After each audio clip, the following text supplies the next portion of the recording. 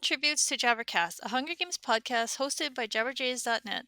Today is Saturday, November 18, 2023, and you're listening to episode 42, Pure as the Driven Snow.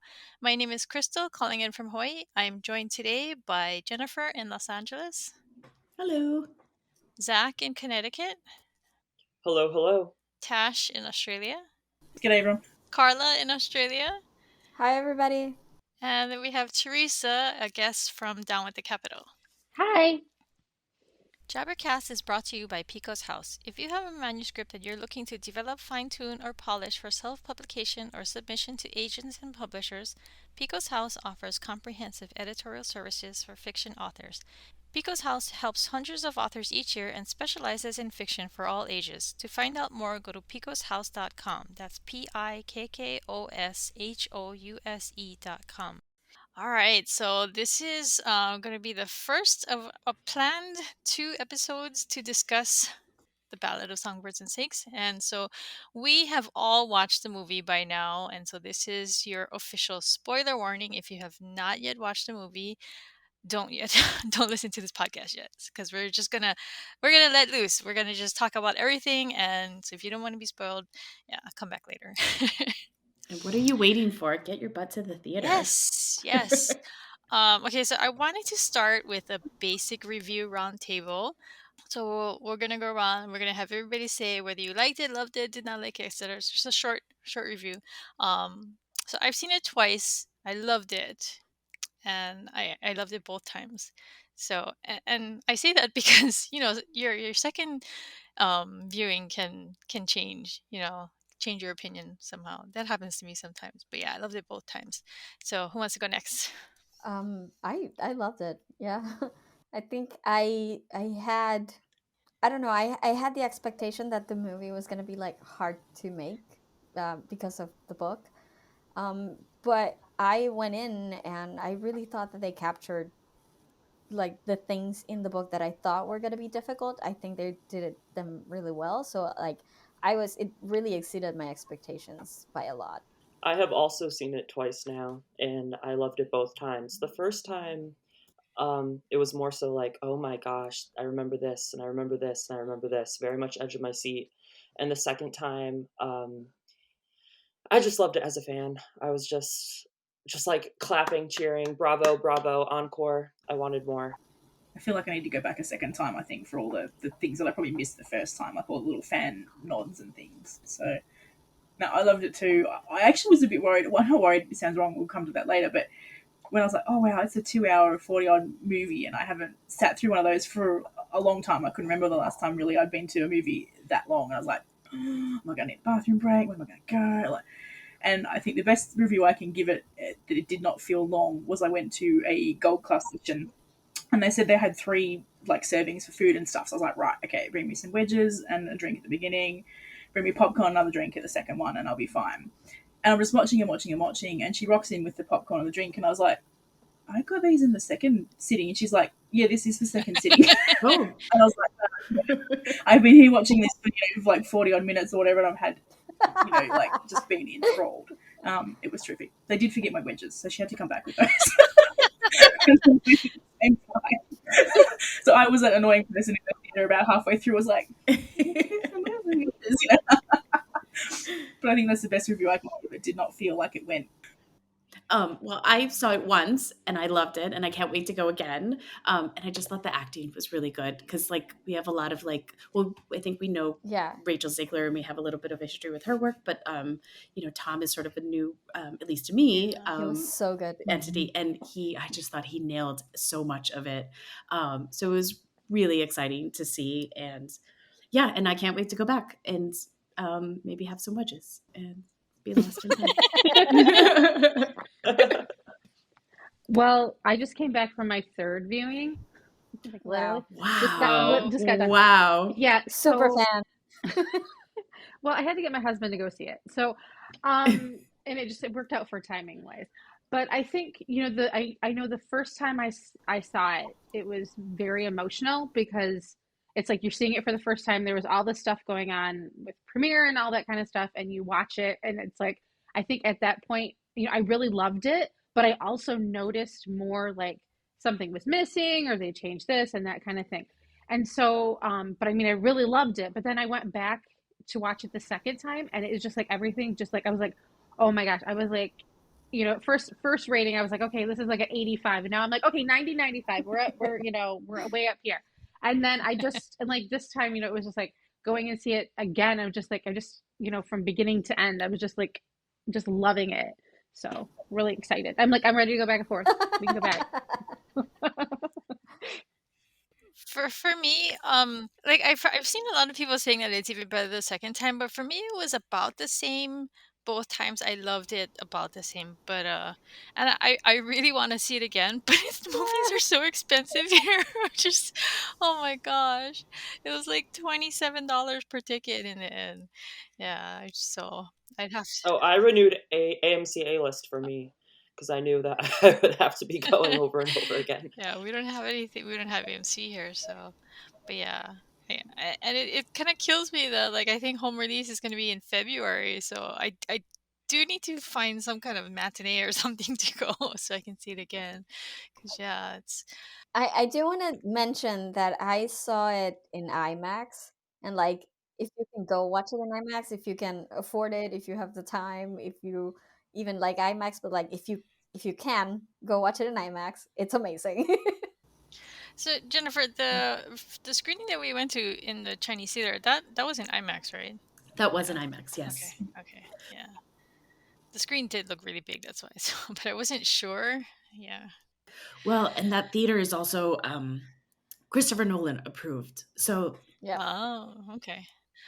I've been to that theater for Ender's Game, but we were not seated in the main theater. So this was the first time I was in that one. And then I happened to look up at the ceiling, and oh my god, the ceiling in there is amazing. It's beautiful. I can share some pictures later, but yeah. So three of us on the podcast were there in LA for the premiere. I went, and Jennifer went, and Teresa went, and so we had. I mean, it was I thought the carpet was really cool. I'm sure everybody's seen pictures right by now of the carpet, but the backdrop I thought for the carpet was so cool. It was 3D, like it had like the words for the 10th Hunger Games and everything, and it had like another one with like the emblem and stuff. It was very creative and very different from like the standard, just like repeating backdrop kind of thing. So yeah, I love that. If you haven't seen the pictures, be sure to go to our Instagram account. But yeah, and then at the end of the carpet they had like the display, the Hunger Games display that Lucky stands in front of with the big TV and all the little screens on the side. Yeah, they had that too, and that was really cool. Um, but yeah, the whole street was blocked off, and like they had giant banners up, and they had costumes everywhere. It was really cool. Whoever was in charge of decorating that area was on. They were on it. They knew what they were doing.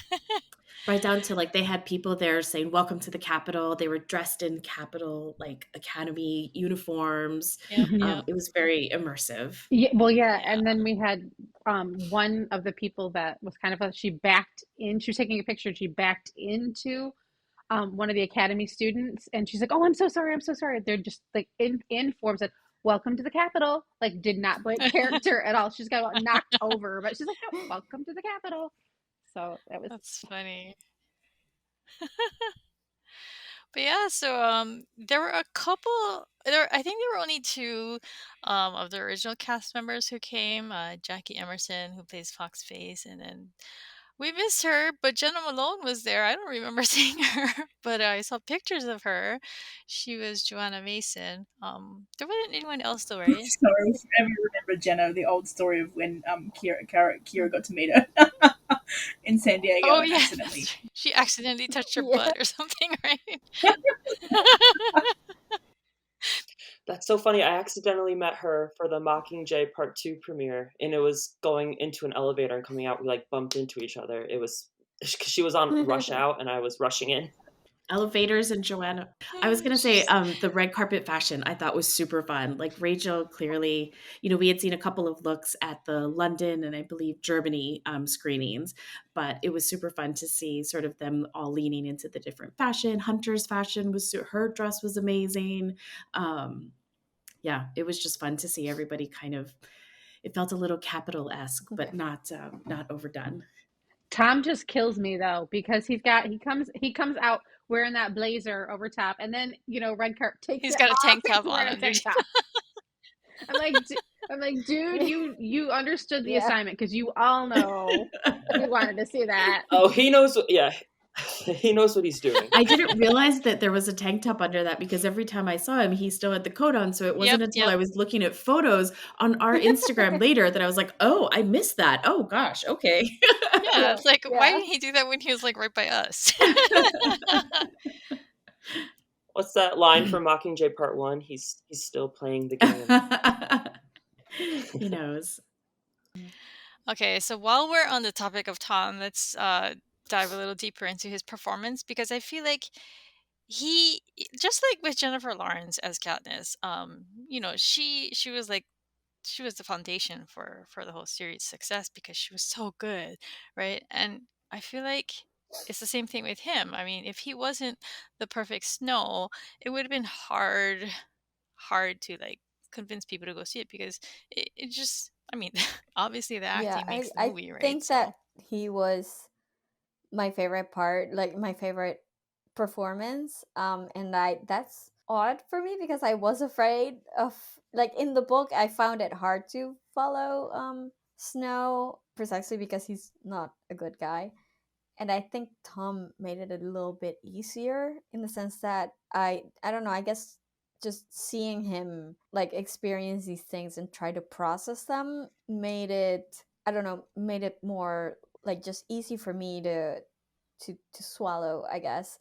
And I was enthralled by him the entire time. He was really really good. And even when he was doing nice things, right? Because he's trying to get Lucy to win, and eventually he falls in love with her. Like, even when he was doing nice things, you could sort of see him like trying to decide like whether he was doing it like as a good thing or if he was doing it like because there was something in it for him. And I thought that was such a delicate balance to pull off, and I think he pulled it off wonderfully. So like I was like totally sold. and I liked that we're all wondering this as we watch the movie, and then Lucy Gray just outright asks him that, Precisely. right? She's like, why are you doing this? What are your motivations? And he just says, Yeah. I liked throughout the movie how she seemed be able to just draw out the truth from him. She was very like she's not gonna put up with any BS from him, kind of thing, right? So, and I feel like it was like that all the way up to till the end, and they were kind of implying actually that that's why she left, right? Is because he's been straight with her, and then at the end he just wasn't. So Yeah. I think one of the things I was always concerned about was the because so much, all of the Hunger Games books are that way with the inner dialogue. And so I was really particularly concerned with this one, and like there's so much, like so much of how he's feeling, and where you can start to see this, like where he's waving, and when he's, when he snaps, basically that's all inside. And his facial Absolutely. expressions, it's like you didn't need to hear all of that. You didn't have to hear all the inner thoughts yeah. because he carried it all on his face, which I thought was amazing, especially at the end when he just snaps, because Yeah. then it's like, oh my gosh, For that sure. look on his face, it's like, oh my god. I was actually reminded of watching Jennifer Lawrence during Catching Fire at the very end because there's no dialogue, right? And you just see her kind of like her face you know transition. exactly what is happening in her head, and it's entirely nonverbal. And I was like, oh, he is on that same level in terms of the performance that he's delivering. And she's an Oscar winner. That's a pretty good standard. Yeah, I mean, he had like these very subtle facial twitches at certain points where you're just like watching him and his face will just move in a certain way, and like instantly what he's feeling and thinking somehow is pretty amazing. And even just Also, from the way he's looking too, just his eyes and stuff. I was just gonna say his eyes are like so expressive. Also, they're incredibly blue, and you can get lost in them very easily. Absolutely. I was thinking like he has Yeah. this ability to go from like soft, like looking at people with love to like Yep. crazy eyes in like a blink of an eye, and it was amazing. I'm like, how do you Yeah, even like do I that? mean, there were some points where he just looks like such an innocent schoolboy in puppy love kind of thing, and then he's like dead serious the next. It was kind of crazy actually. That's another point to the adaptation process that they really captured was in many regards he was still a schoolboy puppy hmm in love, yet while still maintaining, okay, this is what I have to do in order to move up the ranks, be like his dad. Maybe I do love Lucy Gray, but I also want to go further up. And I really like how the adaptation process was spectacular on that point. And the Capitol, the way the Capitol looked was pretty amazing. I mean, it was under construction, but you could always see it in the background, and it just looked very grand. And so it was a very good landscape, I thought, for the vibe that they were going for. Just things are building, things are coming up, just like the Hunger Games. They're building this into something grander than it actually is. I mean, because the way it's kind of hard because you have to try to think of it from the perspective of someone who hasn't read the books, because if like everyday moviegoers have to go in and they have to be able to understand it, right? But I feel like they portrayed that enough where you could tell that the previous games were probably over like in a day, right? And even Lucky, he seemed to expect that he's going to make his dinner reservations, right? Yeah.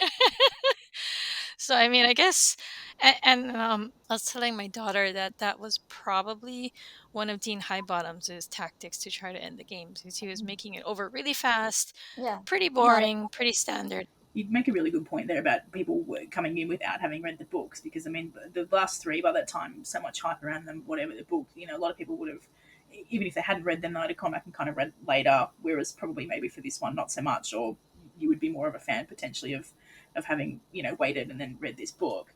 And I know we'll talk about it, but I think that's probably actually where this one probably literally was the best book to film adaptation we've had. I mean, I absolutely, Catching Yeah, Fire will be same. forever my Yeah, favourite. me too. Still hasn't topped that for me. But I think actually Ballad is probably the one movie that is the perfect standalone if you never read it. Yeah. I would still say to people, go back and read the original trilogy. I probably would say to them, you probably don't have to read Ballad. I think I actually got it pretty spot on. I was gonna say there was a shot, and I don't remember which part of the movie it was. It was in the second half at some point when he goes. I think it might be when he goes back to the Capitol in the end. I'm not sure, but there's a shot of like the Capitol, but like the full city, and you can see like in the foreground there's like the statue and like big buildings and stuff that we see when Koryo is like walking through, but then in the background you see Yeah, construction, yeah, cranes right? and things. And so it's very clear that this is like, oh, this is what the capital is going to be, but it's not there yet. And it's that I thought that shot was super cool, and it's kind of blink and you'll miss it, but like it was there. And another thing that I also liked is that because this was like the aftermath of a war, right? The capital people weren't quite the capital people that we know from the movies. Like there was no like extravagant. I mean, Lucky was like perhaps the most extravagant, and Gaul maybe, but like everybody else still looked pretty normal. But you could see hints in the design of like the outfits, like the uniforms for the school. They had a skirt and pants, hmm and I kind of love that because it's like you're giving it that twist, like that fashion twist that the capital eventually is going to have, where it's going to be like this really extravagant thing. But right now, because it's like just 10 years after the war, it's just starting to go that way, and I thought that was super cool. Okay, so what did you guys think of Lucy Gray's portrayal? Because I loved the accent that she had. It came across as making her sound very unique, and she sounded like she was, like not from the capital, and she sounded like she came from the area that Katniss is from too. So I guess the question I wanted to Did ask it you change guys is, sometimes a bit, or was that just me? I felt sometimes she sounded more when I was Australian, though, so it's shocking with my American accents, but she'd sounded more twangy at times than she didn't Yep, and to I me. liked that because it almost made her separate from the district people as well, you know, like, it was Yeah. like, "Oh, she's even a little bit separate because she doesn't identify with that district." She says it from the get-go, like, "Oh, they just grouped me in here, but, like, that's not really my home."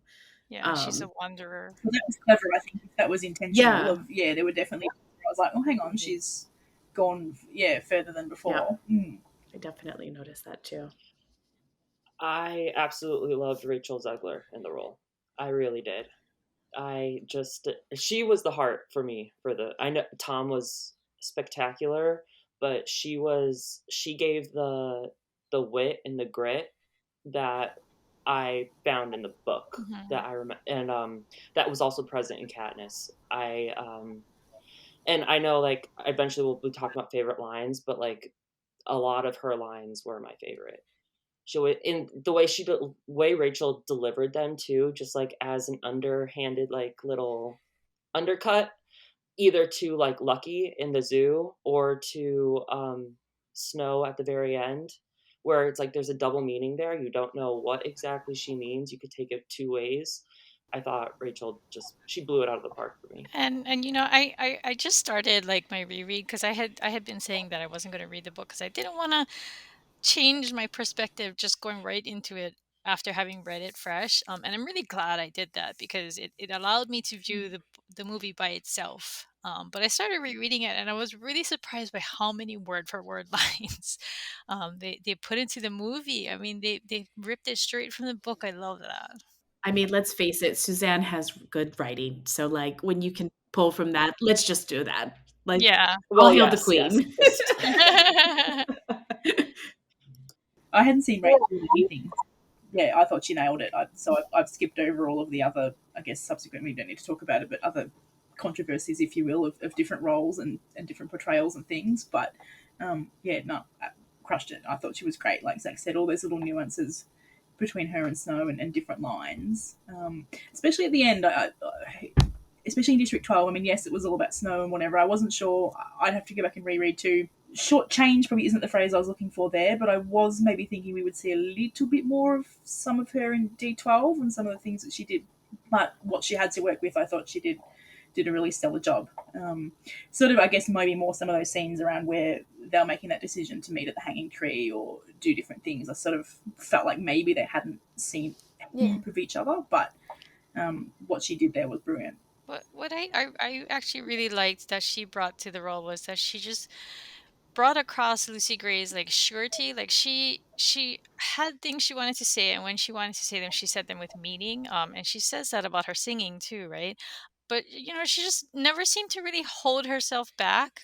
She was terrified, and yet when she sees Lucky, like right away, she just pounces on that opportunity to just turn on the charm and be charismatic for the screen. She already knows what she has to do. She's like very quick to adapt, and she's super confident in just in the way she speaks on or off camera.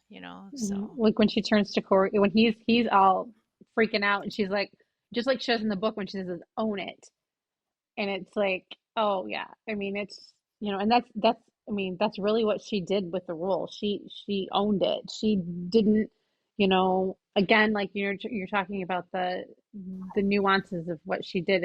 It's just amazing, and I will like, you know.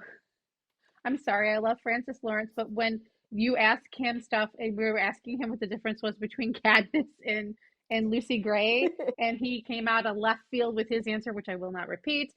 But then she's like, when she says, Lucy Gray is a performer thrown into the hunt, and that right there, it's like, that's exactly how she understood her, and I think that right there it comes across really well. And so I think that's a good difference now that you mention it between her and Katniss. It's mhm, like if Lucy is a performer thrown into the hunt, Katniss is a hunter thrown mhm, into a performance, which is mhm, mhm, super smart. mhm, Yeah.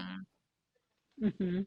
I think she said that that was Rachel's, like, quote Yes. on the Mhm, carpet at the mhm. German or Yeah, premiere. German, yep. So it was Mhm, great to see that, like she said, she she got that character. Yeah, I like Rachel. I liked her performance. Lucy Gray was really never like a favorite of mine.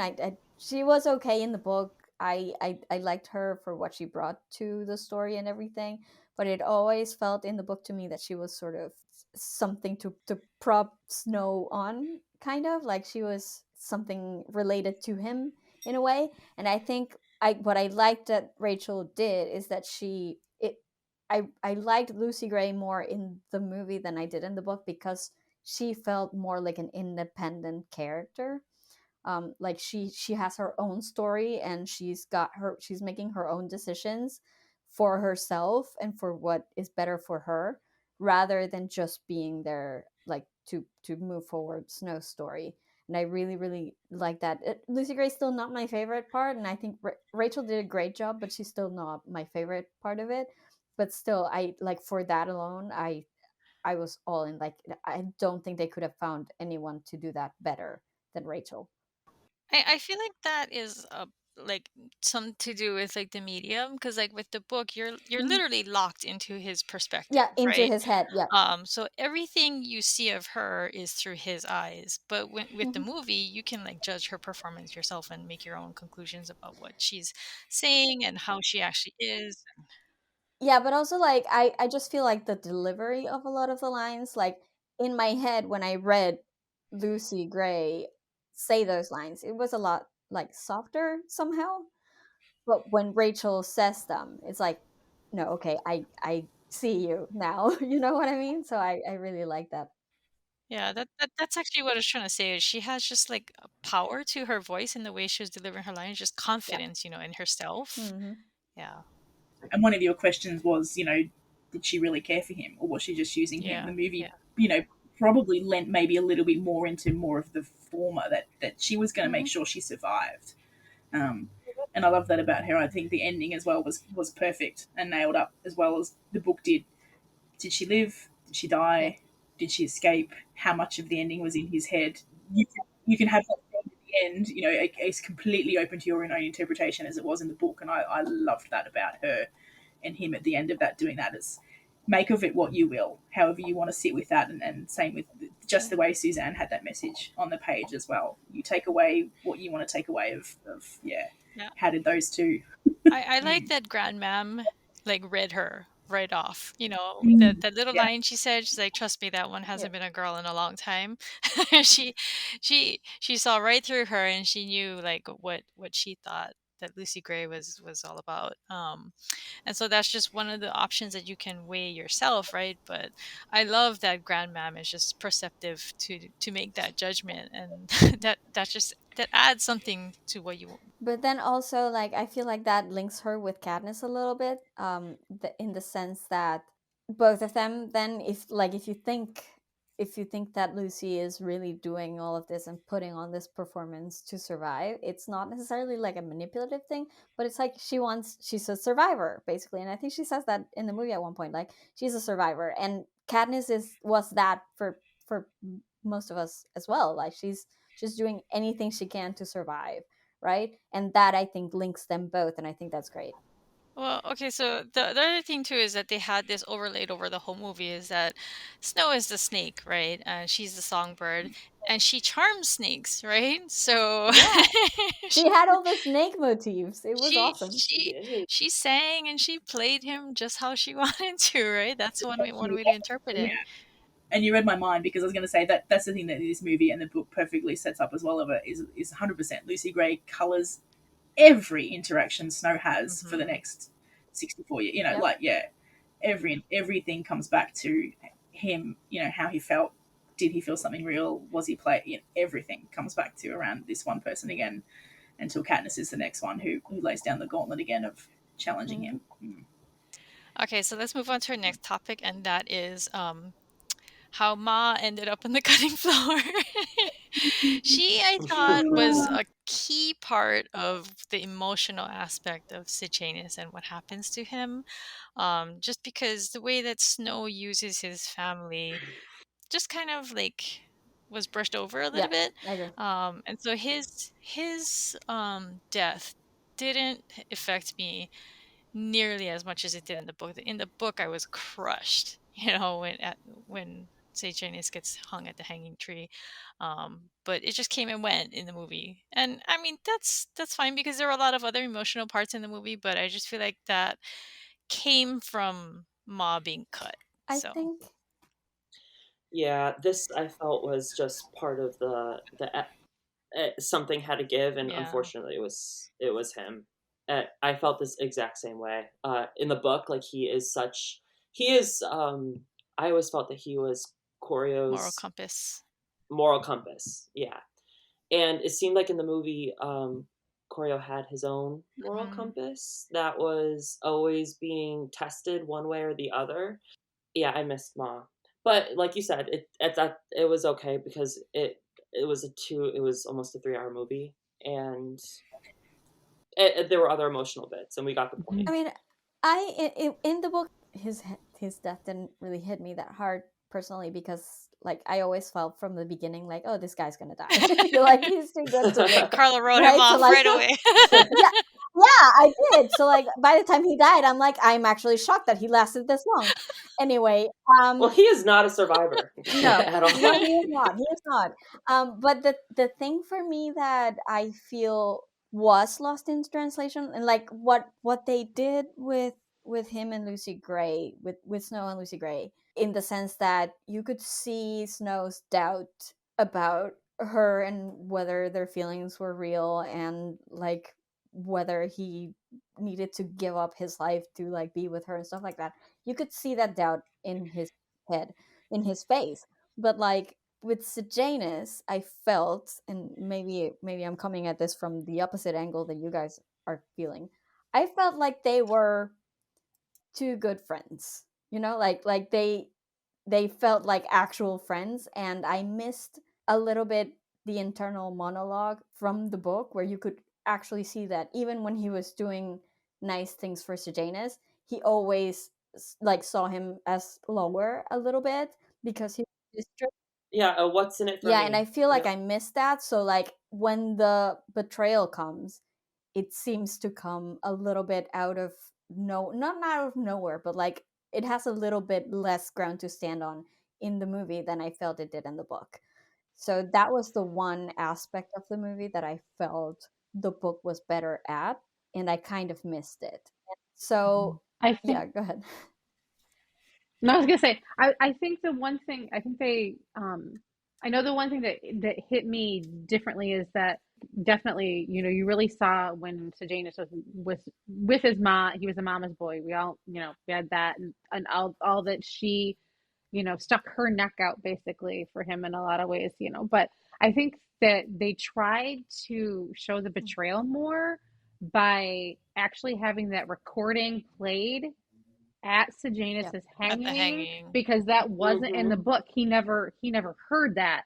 So when it played and he gets this look on his face and he's like, Choreo, help me. What have I done? He's like, it's like all of a sudden it's like, I know he knows in that moment who betrayed him.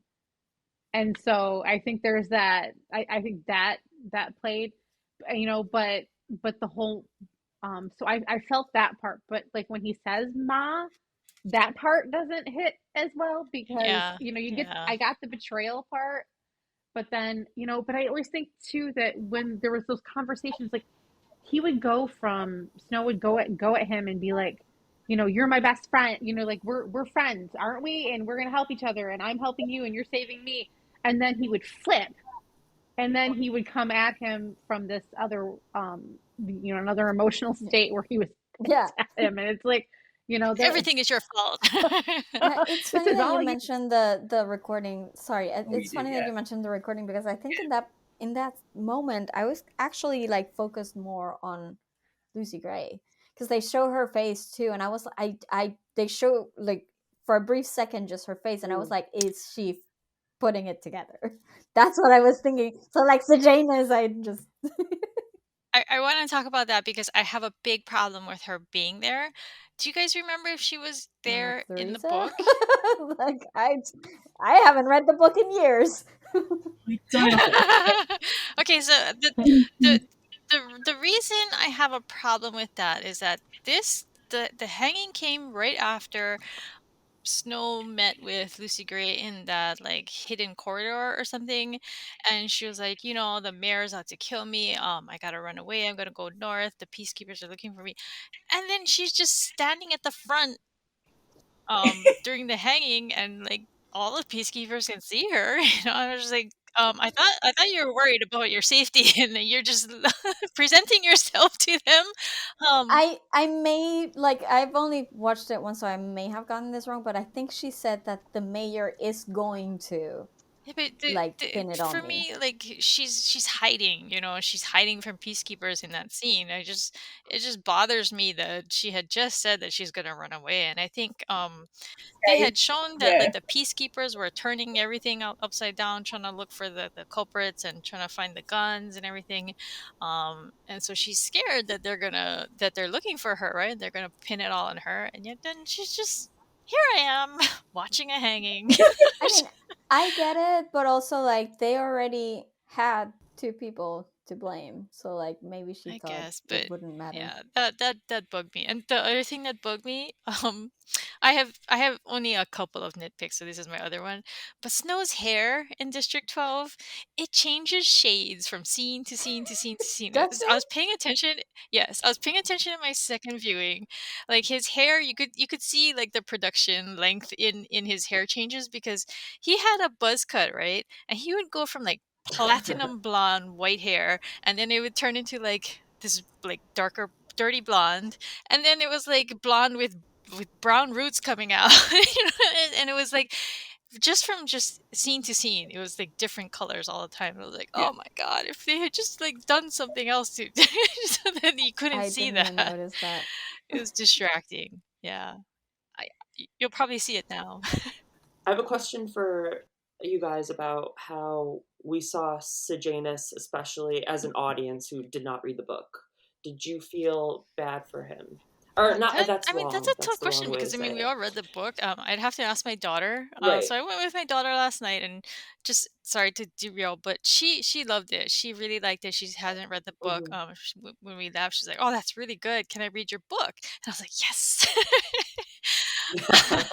My friend too. I went with a friend and she hadn't read the book and she was like, I have to read the book now. And I was like, yeah. Well, I ask that because I think, again, I think this is another adaptation thing because they have to get it across to the audience that he is participating in rebel stuff, but he was not sneaky Yeah, about it at not subtle. all.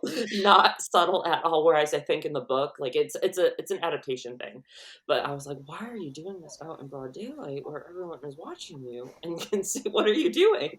He was never a subtle person, even in the Capitol, right? Like that man literally stands in front of Right, national television and is like, right. "This is wrong," and it's like, "Oh my gosh." Screams. Yes. Oh yeah, when he was just like giving like attitude back to Dr. Gall, I was like, "Dude, aren't you scared of her? I'm scared of her. I'm not even in the room." Yeah. Just one of those eyes lasered in on me, and sure, okay, yes, ma'am, whatever you want. Yeah. Can I interject for something? You were asking me. Yeah, yeah. Okay, so thank you, Kindle. Anyway, he at the hanging, Sejanus's lips formed choreographed, but it goes down. He said he averted his eyes as the peacekeepers moved in with the nooses, and he found himself looking at Lucy Gray's stricken face. She stood near the front in Mm. an old gray dress, her hair hidden in a black scarf, tears running down her cheeks. So she was there.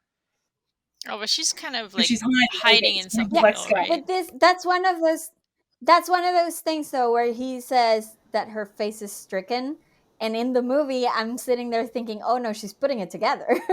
Right? Yeah, Like yeah. she's not necessarily sad.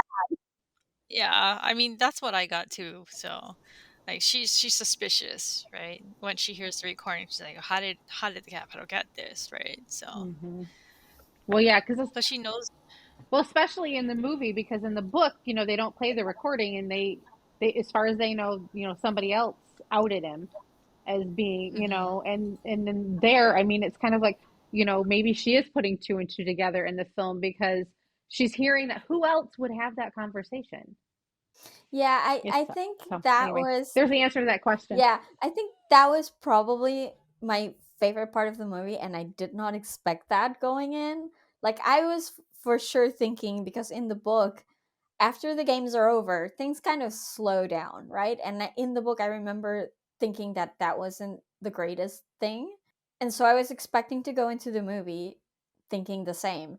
And I was shocked by how much I liked that part, like that last third, specifically because of the way they played the suspicion between the two of them. I thought it was like, at parts it felt like a horror movie almost. Like it had the vibe, like when they're walking through the Mm-hmm. forest and they're like, Oh, yeah, it felt that way, psychological and I thriller. didn't expect that, and I love that. So like that, I mean, obviously the games are amazing, but like that part was my favorite part of the movie. I think they did that incredibly well. Okay, so I think we had touched briefly upon how long the movie was, and we talked at the start how it didn't feel long. And so people have been I've been seeing like people talking online, discussing like whether it should have been two movies, and then a couple weeks back, Francis had said the thing about how he regrets the Mockingjay split. No, dude. But I feel like this book, as long as the book was, I don't think it would have been good split into two movies. I feel like the second half is too slow. It wouldn't have had its own complete arc, even though it's I liked that they labeled each part of the movie exactly like how they did in the book. But yeah, I just felt like I actually feel like the movie could have been 10 minutes longer. Mm-hmm. I don't think I would have felt that. Yeah. But, Yeah. Oh, I Yeah, I agree. agree. Yeah, I don't think there's a good split in this book. No. yeah. Yeah, because I think No. this book is very distinctly three parts. So like if you were gonna split it into two, it would have had to have been in the middle of the games, and that would have been a really bad idea. Yeah. Or Yeah. right after the games and have a whole movie about District 12, which I No. don't think would have Yeah, gone over that Yeah, well. wouldn't have I don't worked. think an everyday No. audience would have found that No. interesting, No. so. I think Mm-mm. that first of all, I want to find Francis Lawrence and assure him that Mockingjay is perfect the way it is, and it's supposed to be split because I, for one, Yes, love that. yes. I need to just reassure him of that. But I think they made the right decision on this one because even as long as it is, and I agree, Crystal, we could have added 10 more minutes. I would have been fine with that. But I think that there isn't a good spot, and I think that knowing that they weren't, I think they were able to when they did the adaptation to be able to make each section have what's important for that section without, there's things I miss, of course, like, I miss the covey. I wanted more with the covey. I really did. But I get why it's not there because you got to look at the central theme where you're going, and then anything that doesn't stick to that has to slide to the side or be dumbed down a little bit. So I there's I Or being a director's yeah, cut. I will take that. Well, what was it somebody said before that at one point, like, it was somebody's tweet popped back up, and at one point the movie was like 3 hours and something odd long while they were working on cutting. I'm like, I will take that. I mean, I just want to watch. I don't care if Give it's us the quickly special edited. I edition want to watch it. And I think the director's only cut. way that It does, I mean, the fact that they included that very brief snippet of like the plinths arriving at the arena to pick up Sejanus, I wondered, if More. they had filmed Mm-hmm. stuff with them and they just cut Poor it Ma. all. So, My erasure. It's yeah. also a classic story structure, though. Every literature, movie, whatever, a beginning, a middle, and an end. There's no way you could have split this book and kept that intact, Yeah. like this movie or whatever. It's very clear, very like story arc structure, very clear. Yep. Beginning, middle. And I think earlier we were talking about how great we loved, like, that people who hadn't read the book can come in and easily see a complete story. I think that would not have been true if it had been split. Like, it would have Yeah. been much more difficult for people who were not familiar with that story. I think people actually might have been angry, if they hadn't read the book and they're like, "What? The movie Yes. ended here? Is this unfinished?" Because Right. there's certain movies where you're just like, "What?" I don't get the whole thing. I came to see a movie, not like a two episode TV show. I had that reaction of I Back to the actually Future Part 2. I was like, wait, what? You have to wait for a third. what I was also your point too that the movie's just gotten so expensive. I'm like, I don't want to see two of them. Put it all in. Put it all in Yeah, one. right. Yeah. Maybe go watch. Like, yeah. I actually think a mini series. Oh. I was gonna say I think Yeah. the best format Yeah. for this book would have Miniseries. been a I can see. miniseries. 2 episodes per Mhm. part. A 6-episode miniseries would Yeah, have I think been. so. Mhm. No, no, no, Not that we're no. complaining about the No, movie. we're But I'm not. happy. No, no, no. No, right. We're very Listen, I'm happy with happy the with what we movie. Just got. to get, yeah, just to get the extra stuff in That'll there. happen again Yeah. another 10 or 20 years. They remake Mhm. everything. So we'll probably still get a mini series, and we'll all be like, what am I now, 36? So, In when our I'm like 80s, 50 like something or first whatever, they'll come out with person it. They're doing Harry miniseries. Potter. Just you wait. Yeah, yeah. It'll come eventually. Mhm. And I'll be seated. Yep. Yep. Okay, so we've talked a little bit about how Choreo and Sejanus didn't really come through, but oh my god, Choreo and Tigress. Oh, I I thought love they did Tigress. Oh, so good on I that. love Hunter her Schafer is so much. amazing. oh, Hunter She Schafer. uh, was Hunter Schafer, I amazing. love you. mhm. The two of them were so cute. Like from the first scene with the shirt to like just the way that she supports him was just it killed me. Just okay, so and that's gonna come in with my favorite line. My favorite line is actually a Tigress line, and I'll get to that later. But the two of them, like I think one of my favorite parts, among many, was after Lucy Gray wins and everyone is cheering for Choreo, and he's in the midst of that all that attention and he's like, where's Tigress? That Mhm. was his Yeah, first instinct. He's He like, goes to the her. first person Mhm. he goes to. Yeah. But I also Mhm. really love that she very subtly, like very delicately, would tell him like truths that he needed to know. Like with the yeah, thing with his brother's eyes like Mm. and when he came back after he yeah, killed and he like killed Bobbin, it's right? it's it's not like being harsh in a way that would alienate him or anything because she does care about him and you see that, but also like she's not afraid to be like, hey, what is up with you? But it's true though; it was beautiful. I haven't seen it all. So many of these cast members, I hadn't seen a single thing, and I'm thinking, oh, maybe I need to go watch Euphoria now too. But Under just killed it, absolutely killed it. And then I'm probably suspicious, Crystal, you and I might have ended up with the same line, but where her portrayal was just sensational, and then to see where it's going, and then again where it ends, and then for those of us in the know about how things play out later, I thought that she did that magnificently as well. You could see what was going to become. Yeah, I mean that part when he comes home after he kills Bobbin, but Mhm. and she's like trying to. You could see that Mhm. evil part of him peeking out, right? Where Mhm. he's like, it felt powerful, and she's like trying to stop it, right? She's like, you're good, you can be good, Mhm. and she's trying to drive him back on track. So, like, I hang out with my daughter, and she didn't know anything about the story. Like, she didn't even know when it took place or anything like that. Um, and she's a talker. Oh my god, I'm so glad I had already seen the movie. She kept turning to me and asking me all these questions. I was like, they're literally going to answer this in the next 10 seconds, you know. Mhm. But at one point, I can't remember what it was. But Tom was just being his Snow was just being very convincing as a good person. She turns to me and says, how does he become the President Snow from the Hunger Games? And I was like, oh, I just watched it in the movie, but oh my god, her name is Dr. Volumia Gall. Mhm. Oh man. I do want to say really quickly about Hunter. There's that saying, there are no small parts, only small actors, and she She is was a for me big the best actor. part of the Yeah. movie. She did not have a lot of screen time, but she Yep. ate up every single moment. Hmm. Yep, crushed it. She's yeah.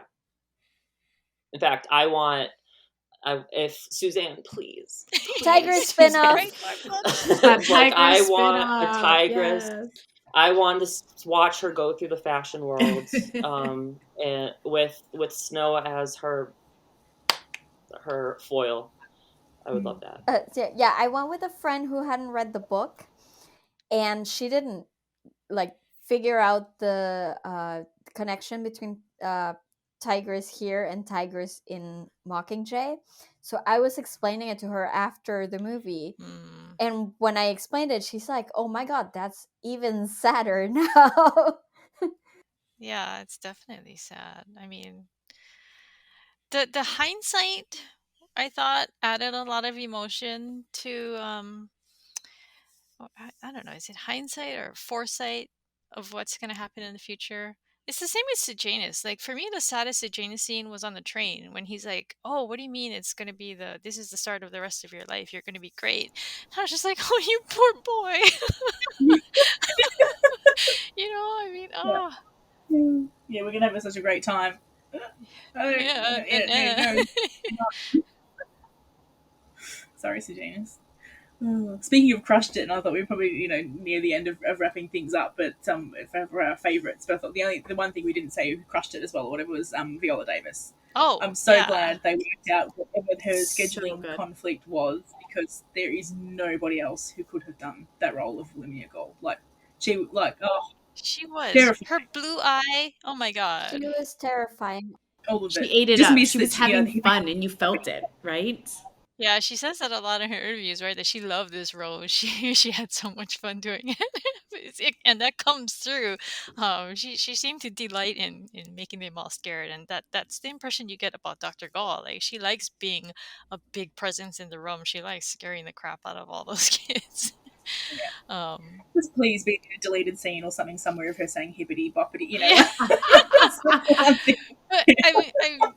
I love that part where she's like, "It's time for my milk and cookies." Like her delivery on that was amazing.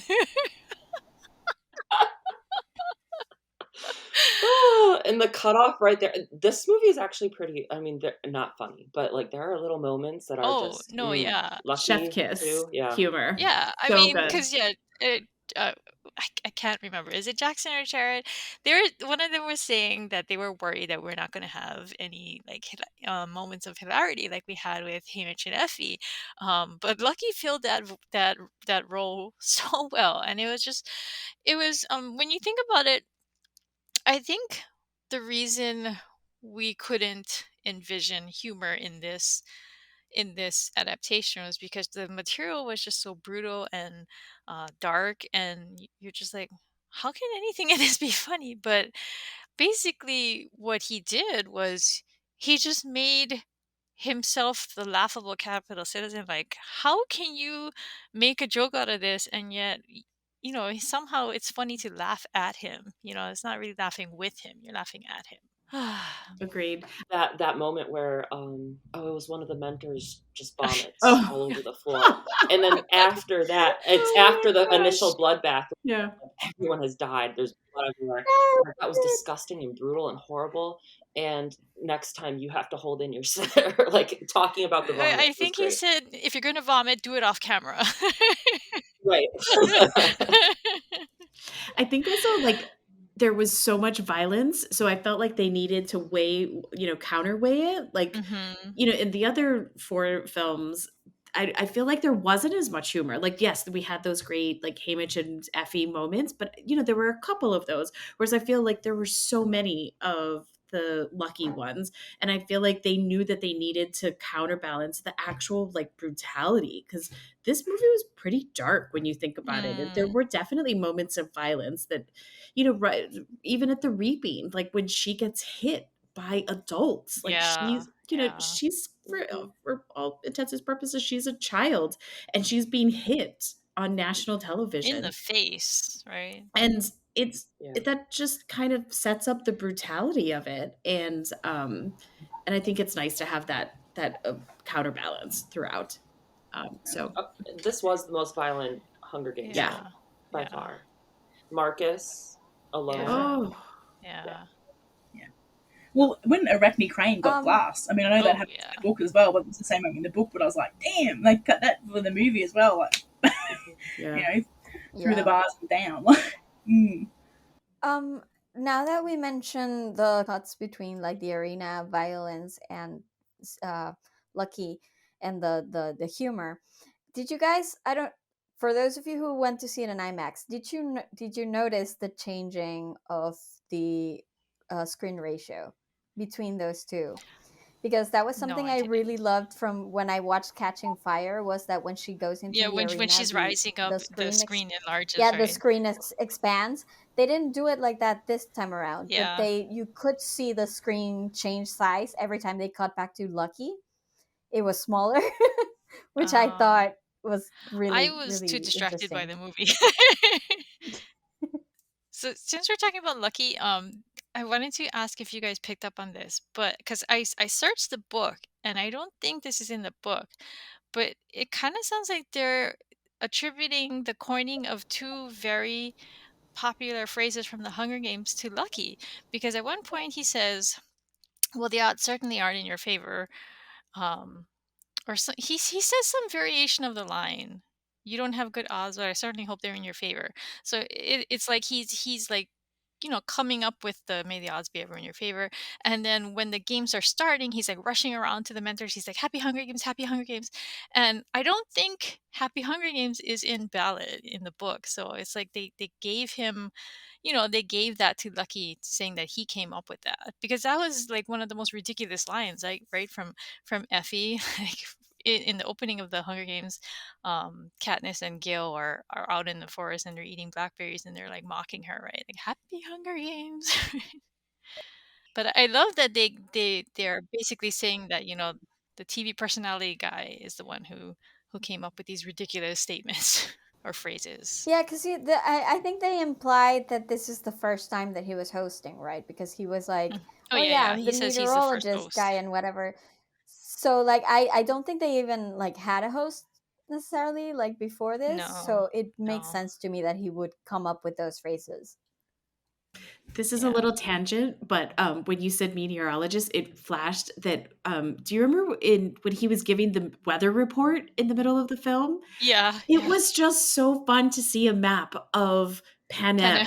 Yeah. It was so cool. It was like, oh wait, is that in Mexico? Is that, like West Virginia? I know it's like District 12, but I don't know. I just had a moment of like, oh my gosh, we never got that. Like it was fun to And see like District 9 was having a forest fire or something. yeah, yeah. It just I don't know. So interesting. That was just fun to see. I had the same thought I, all those years ago. We debated about when after the movie, my friend and I went to McDonald's and we were like having a meal, and while we were sitting there, I was talking to her about like how before the movies we had no maps, so people would like make that. up their own maps based on the Yep. description of the districts. And that, but now we have an official map. And she's like, "Oh yeah, there was a map in the movie," and I'm like, "Yeah, we can look it up." And we just Googled it, and I was showing her the map and like what all the districts do, whatever. Kids And it these was so days much just fun to don't see that in understand the how good movie. they've got. We had to work all these things out back before they were, yeah. I actually really like that they put that weather report. It was so ridiculous. And that's like it just showed you that this is like the start of the ridiculousness of the TV show that is the Hunger Games, right? It's like he's doing the weather in the middle of people dying. Like and he gets doesn't he get interrupted by a scene too? Like something happens and then he just goes right back to the weather. It was filler. I mean, that was a classic. That was the thing I liked about it too, and maybe like Jen, like I said, from your media background too. But that was kind of how I was looking at it as well. Was those things? He's had to cancel his dinner reservations. Crap, they're lasting longer than a day. I haven't planned for them to last longer than a day. Okay, now I got thrown to the weather. I need to fill in time. Oh, hang on, something actually happened. Now I've got to go back to Right. like I just thought that was really good. And that dinner reservation had a Caesar reference because he asked for he's Yeah, talking about a high chair. That's Caesar. Yeah, hi chair, I saw. Yeah. That was a cute little slip in. speaking of children or whatever, well, not really directly, but do we think that line at the end near do we Maud Ivory and giving the Katniss? Do we think that the film helps solidify that yes, Maud is indeed Katniss's ancestor? It certainly plants that seed, right? Yeah, yeah, it does. I like it, yes. Although I feel like the most compelling evidence for that was the fact that Maud Ivory could hear a song once and she knew all the words, right? I feel like that was an important detail, but I don't think made it in. Like No, Maud I Ivory just got really reduced in the movie, so yes, Yeah, I I just wanted was really more of interested in the Maud, movie. yeah. I thought maybe a lot more overt than the book in her giving the plant and yeah. then explaining And the music the comes plant. I was on, like, right? The original yeah, score. How many times was Finding PETA in this thing? I swear. It kept coming up, and I was like, I love that music. Don't put that in this scene. I noticed a lot of themes from the first, or especially I'm not a music person, like I can identify instruments, but the motifs of the first Hunger Games and that same like string guitar all throughout the film, and I liked that because it is the closest to the start I appreciated that. If you're going to watch them in chronological order, there is a Mhm. very musically a way to the first film. Yeah, they had a lot of cool callbacks. Yeah, also the Olivia Rodrigo song. Yeah. So there was, aside from the Katniss mention, there was this part, I think it's when Corio takes her the compact at the zoo at night, and I think, did she try to kiss him? She tried to kiss him, right? And he says, "Is this real?" And I like gasped. I was like, that was a Same. nice callback, nice touch.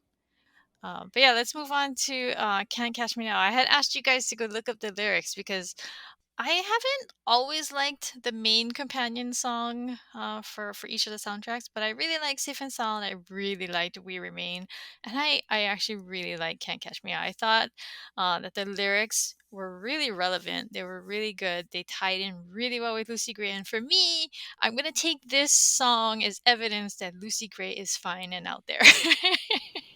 Me too. Me too. Because I mean, she It was references gorgeous. there's blood on the mountain, right? And I think that implies about him shooting her and stuff like that. But I mean, I don't know that I would necessarily take it as as evidence that she's well, I out don't mean there, like but direct evidence. I just mean that it's no, like no, a no, but reference like for it me. like I don't think it's so much about her like being alive after the end of the movie, and it's more like mentally The what memory of she her. is, yeah, like Yeah, torturing Snow like for the rest of his life. That's what I love about that song. That it's like Yeah, it's you can't catch me because I'm not near you, basically. but she's always there. Well, I have to say it's like it's usually, when the movie ends, and in this case, obviously, they've got Donald Sutherland right there, booming voice in the dark. But then when it goes into, because usually, when you get done with the movie, it's kind of jarring when the music starts. It's kind of like, oh, I'm out of it. Mhm. This kind of like you're still in the element, I feel like, because the song is so, use the word dead on with what's going on, whether or not however you feel what Lucy Gray's fate is. I think it's so well written, and how and the music, and then how it cuts off at the very end. It's, I don't know, it's very well done. I wasn't sure because I wasn't sure how it was going to go when I heard that she was doing the song, and then it was like when they put it over top of that little video when it was in Times Square, and I was like, "Oh my gosh, this is going to be good. This is going to fit really well." So I really like that it's right there. yeah. Well, I had to ask Crystal whether there was a post-credit scene because this is the first movie I can recall in a long time that the lights didn't actually come on for the Mm. credits. So yeah, when I watched it, whatever, so it had fade or whatever, Donald Sutherland's quote in the dark, and then the credits, but the credits were still in the dark, and for a long time, like all of the Olivia song or whatever, and then a bit more of before they actually finally put some lights back on. So I was Mm. like, this is really like even the Marvel movies and stuff that have a post credit scene, usually some of the lights kind of come on, while you watch through the credits, and this one didn't. So it did actually keep the movie kind of going until you got through this song. I think that might be your theater, or maybe an Australian thing. Because like when I sit in the movies, they always have the lights off. Yeah, they So didn't do that. yeah. Well, yeah, not all, but anyway. But yeah, I was just like, oh, actually, it was quite worked. I found it quite immersive in that way of, oh, it's not fully finished yet. I was like, why do the lights come on? For me, the lights came on as soon as the Olivia Rodrigo song started Yeah, playing. well, there you go. Ours didn't. So there you go. Yeah. Okay, so since we're talking about the ending, can we talk about the part where like the last like shots of the movie? Like he's walking by that fountain with that giant statue. But oh my god, and the music is booming. That I thought that they ended the movie really, really well. It was really, because they had taken you through Snow, like, oh, he's this innocent boy, he falls in love with a girl, he gets dumped, poor guy. And then they basically show like this is how he starts to rise, and this is how he, because they show him killing Dean Highbottom, and Tigers cuts him down with her one line. And but yeah, just the way the score is rising at the end as he's looking up at the statue, I thought that was really, really well done. It was a really nice segue into um what you imagine as the rest of his life until we see him in the Hunger Games. Yeah, and the snow's falling too. I was also struck by like the backdrop. What we had talked about earlier was the idea that the Capitol is being built, right? Is under Mhm. construction, and what we know as the Capitol, 60 years from now, that is currently those foundations are being set, and it's like, yeah, because Snow is part of those foundations. Like Mhm. as the Capitol is being built up, he is a key architect of that. So it was great to see like him there with that backdrop of that construction because he has Yeah. so much influence in how that capital becomes the capital that we know.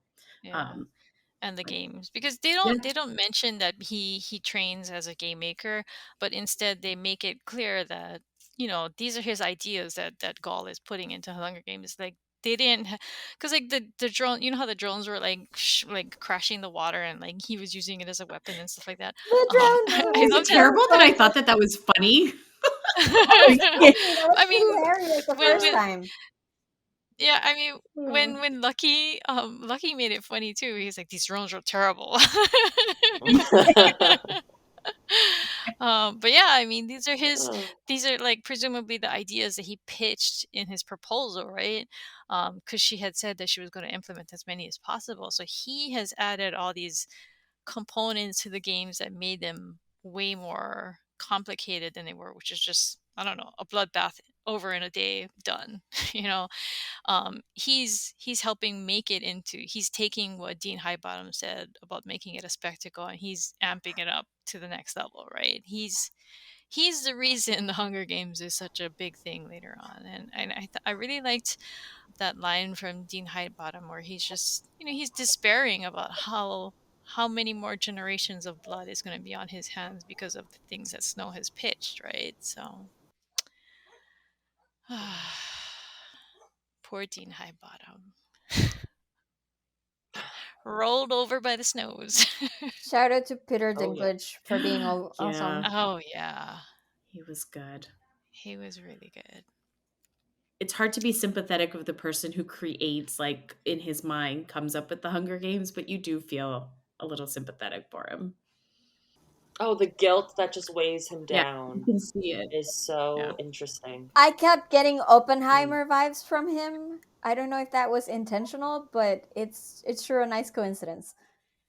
Okay, so let's go on to favorites. What is your favorite? What was your favorite Lucky Flickerman moment? It's got to be the high chairs. We're like, oh shit, I can't. Damn. I did like though too. He's like, murder or mercy, you choose. Like, He's so blasé about such serious stuff. It's I great. know. Like, what was the one? Well, at the start, he's like, "Remember, when your tribute dies, get out of here." Yes. It's not about your tribute, it's about you being on camera, right? Like, Mm-hmm. Oh my which god, it shouldn't be he's funny, but it was funny. Mm-hmm. My favorite would be every time he announced to death, it would be "and so long, good afternoon," and he's going out, and so are you. Yeah, it was that. Mm-hmm. Those were my favorite moments, along with the Yeah, vomit the vom yeah. because after the I or think the bloodbath. if vomit was the one for yeah, or me. his spitball against Festus. Oh my gosh. Yes, Oh my gosh. and for no reason. Did anybody like he had this piece of paper where he had written like what the outcome of the Oh games yeah, he his thought was guess. Yeah, like his what he guess. thought it was going to be, and then he just breaks like he just rips it off, and I'm like, I wanted to know, why didn't you No, tell me? I okay, so I was actually paying attention to this the second time I went. So he went whenever he thought the games were going to end, he would go grab his little envelope, his card with his guess, and then at the end he like rips it up and he flings it in the air and it turns into birds. And he says, "It's Lucy Gray." So he had guessed Lucy Gray. mm-hmm. Yeah. That's pretty cool. Or he wanted us to think he had guessed Lucy Gray. It's funny because you can actually imagine Caesar Flickerman trying to come up with his own shtick and maybe watching parts of his like footage of his dad as he like built the game host role up through the years. I mean, he must have been his idol, right? I mean, 64 years later, I mean, he's Caesar Flickerman. He's what Katniss associates with the games and the Capitol, right? Because that's who she watches on TV at all the big events in the Capitol with the tributes and things like that. So And I think even in Katniss in the books and in the movies, she talks about how like the thing about Caesar is he makes you he feel helps them. comfortable. Yeah, Yeah. it never feels like he's being malicious towards them. And I think to a lesser degree, Lucky was like that. Like he never treated them like humans, but he always gave them a stage, right? Like he opened Hmm. up Lucy and was like, "Come here, like tell us who you are," like giving you this platform. So yeah. I think It he was funny he because learned for the best, his dad. you know when Lucy Gray sang her song on the air and Lucky's like, and here we have Lucy Gray for her final performance. And my daughter turns to me and goes, bruh. Because he's being so rude saying that's her final performance, right? Oh, it was funny. There was one more thing with Lucky. I can't remember. My favorite line was, "Smile, it's why you have teeth." Oh, yeah. Like, That was, it's such a That was in the trailer, oh, and oh. actually, I loved that yeah. line. But actually, Teresa had one that she said that she really liked. Hmm. It's in the zoo Yes. when Choreo first like gets dumped out of the trailer. Hmm. You can say it. T. What in the gem of Panem? Yeah, I went, he Um, turns and sees him yeah. there. He's like, Yeah, "What?" What in the gem of Panem? And so, that's the thing is like obviously it doesn't have a connection, but for our promo, they were calling us gems of Panem. So Yeah. like he said that, and it was like it's just like so out there. And yes, And actually, yeah, it's gonna be my ringtone, by the way. Yeah, I didn't do it. so talking about Lucky at the zoo, that actually reminds me of the other one that I really liked. You know, when Lucy Gray's like, "Oh, and who are you?" and people laugh, and he's like, "Shh, don't laugh. They don't have TV in the district." Because he was just so insulted by his celebrity status and her not knowing who he was. Right? Ah, he was so Oh, good. Anyway, I do have to say what was kind of interesting is I like my second show. I went on Thursday night and like every time, well, pretty much every time he would say something, there was like laughter everywhere. And it was like everybody's like chuckling and laughing and stuff at the things or whatever. And in today's audience, it was different. I mean, like you could still hear laughter, but I almost feel like some people. I'm like, I almost had this vision that they were like trying not to laugh. Like, oh, this isn't supposed to be. This isn't a movie you're supposed to laugh at.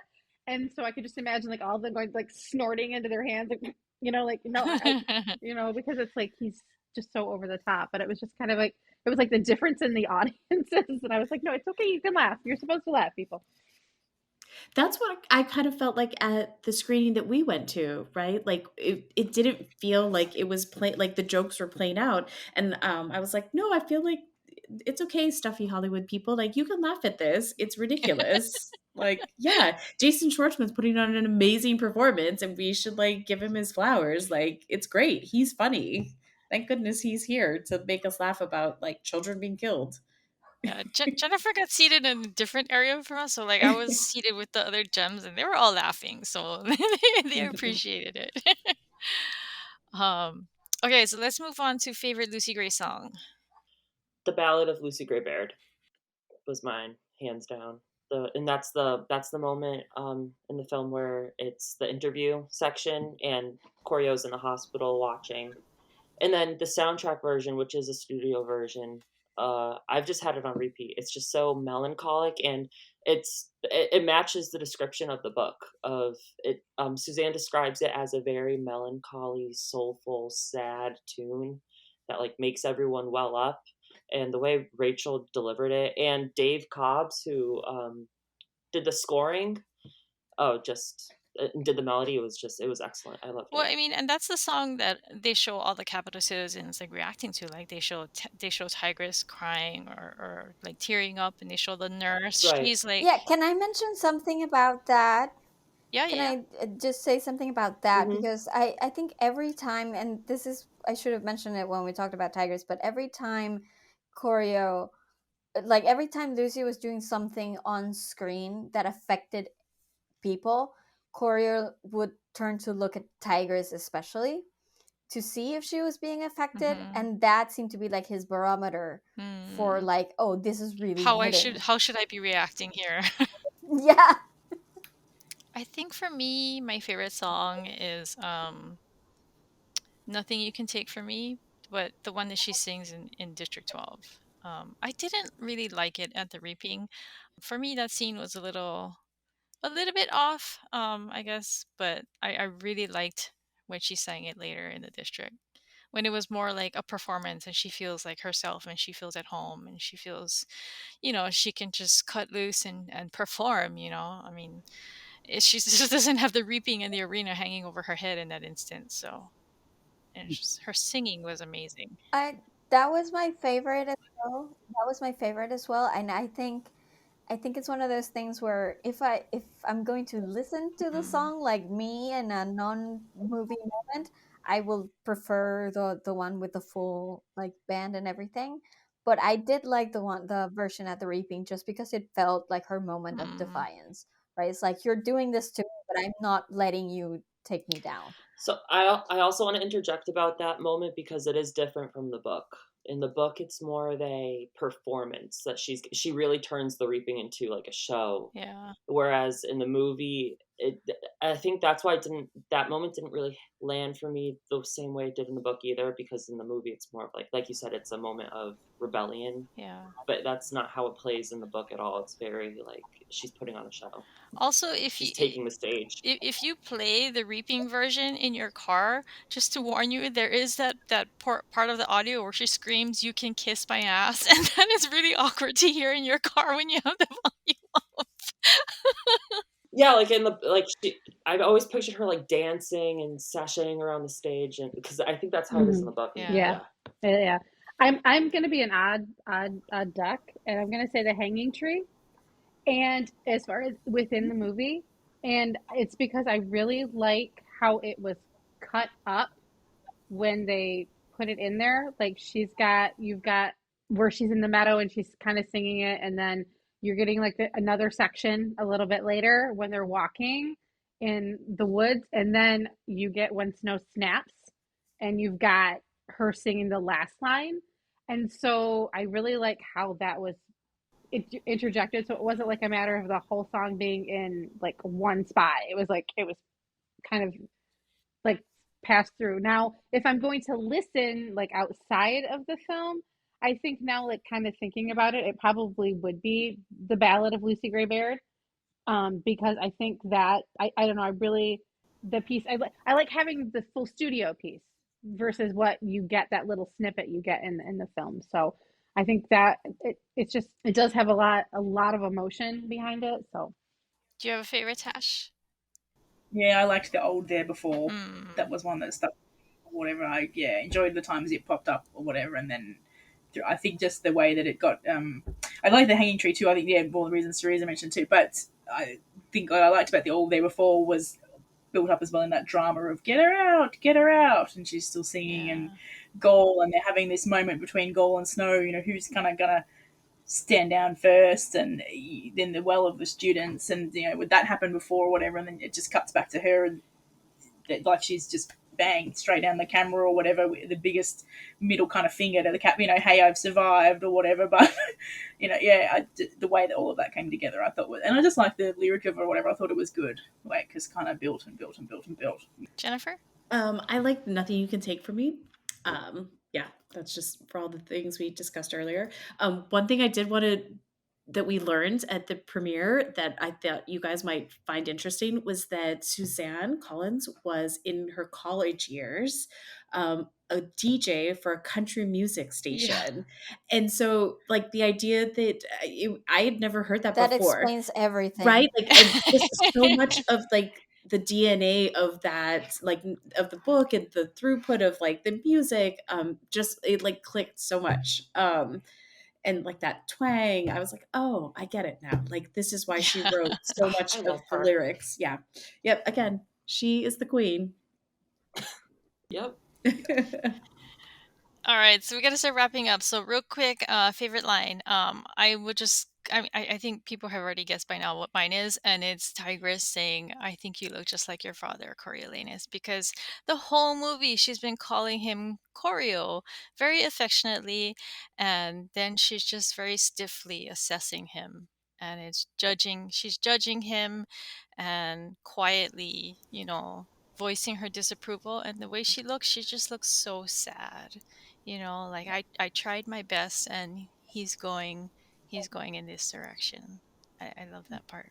Ditto you and I. And I think just that pause or whatever that is, because it has one of those pregnant pause moments. Yeah. Because where do you think? I think you look Yeah. like your father. Like, yeah, that kind of, yeah, it was like, bang.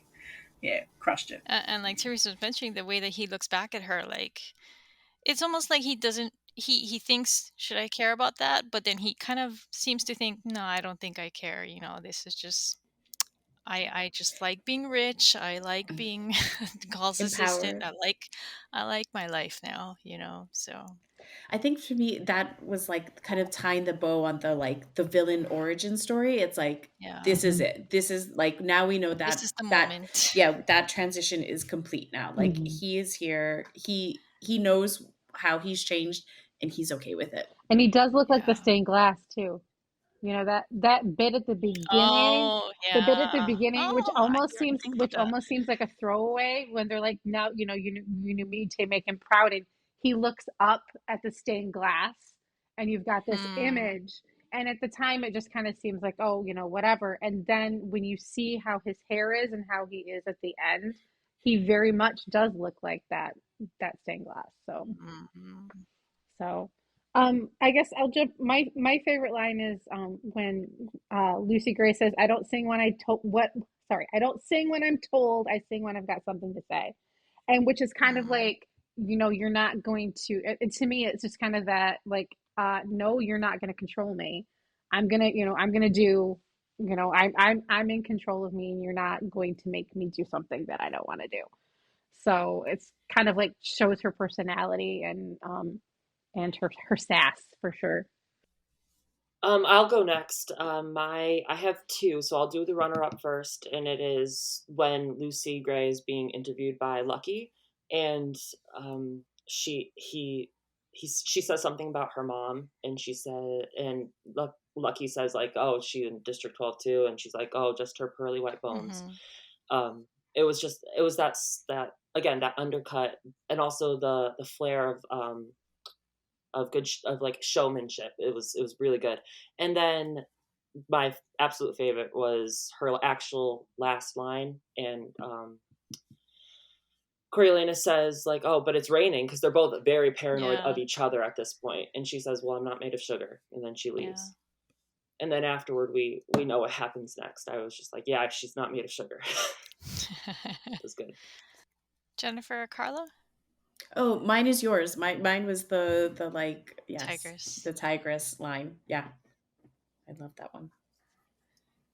For me, and this is probably gonna come really out of left field, for me, it was who's the third, because that that moment was like, first off, my heart stopped, and also like that's the moment where the movie becomes a psychological thriller for me.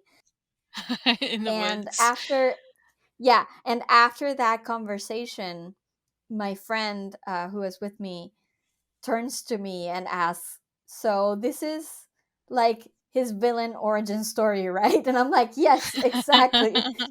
That conversation just does it, and I love the way she delivered that line. Like, who's the third?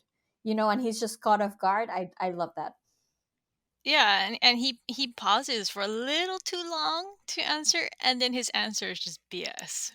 Oh, I Yep, killed my absolutely. old self. It's like, dude, Yeah. she's not gonna fall for that. No.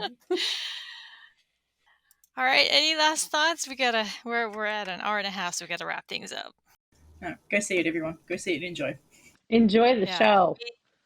Yes, that was brilliant. Which Oh my god, That was that brilliant. line! It was like I was so annoyed about it. Like by the end, I was like, can they just quiet that thing down? Jesus. I mean, I did like that moment when he was trying to get into the arena and be quiet, and then it plays. He totally forgot about it, right? It's like, oh, okay. Thank you for joining us for another episode of JabberCast. If you're enjoying our podcast, tell other Hunger Games fans that they can find us at Jabberjays.net and leave us a review on your podcasting platform of choice. Join the Jabberjays Discord server by going to uburn.with/JJ Discord. That's all lowercase. And follow the invite link to join discussions with other fans. And you can follow us on Instagram at Jabberjays.net. Bye, everybody. Bye. Bye. Thank you. Bye. Bye-bye. May the odds be ever in your favor. Happy Hunger Games!